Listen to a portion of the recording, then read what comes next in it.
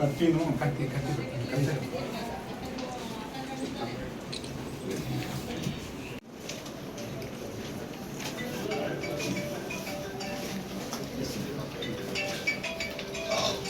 రాయచోటి రోడ్లో గట్లు అనే ఏరియాలో 17వ తారీఖు రాత్రి సుమారు 9 గంటల సమయంలో కదిరి టౌన్కి చెందినటువంటి ఇంతియాజ్ అనే వ్యక్తి పైన అక్కడ రాత్రి తన ఫ్రెండ్స్తో కూర్చొని మాట్లాడుతూ ఉంటే కదిరి పట్టణానికి చెందినటువంటి ముజాహిద్ అలియాస్ ముజ్జు, తర్వాత అన్నమయ్య జిల్లాకు చెందినటువంటి ఎన్పి కుంట మండలానికి చెందినటువంటి ఆదిల్ అనేవాళ్ళు వచ్చి గొడవపడి ఘర్షణ పడి ఈ ఆదిల్ అనే వ్యక్తి తర్వాత ముజాహిద్ ఇద్దరు కూడా కలిసి ముజాహిద్ తన దగ్గర ఉన్న కత్తితో ఇంతియాజ్ మెడ మీద పొడిచి అతను చంపే ప్రయత్నం చేశాడని చెప్పి ఒక కంప్లైంట్ రాబడింది.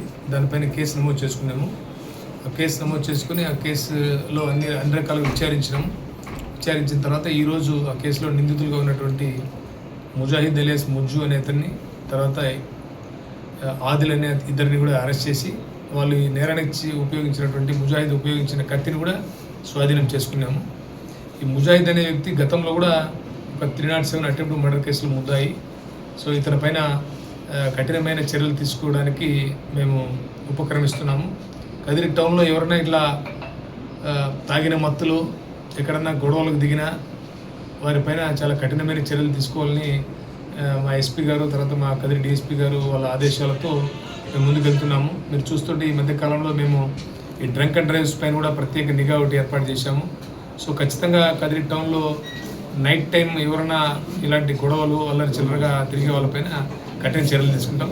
వీళ్ళకు కూడా ఈ కేసులో దర్యాప్తు త్వరితగతిన పూర్తి చేసి తొందరగా ఈ కేసులో శిక్ష పడేట్టు చేస్తాం.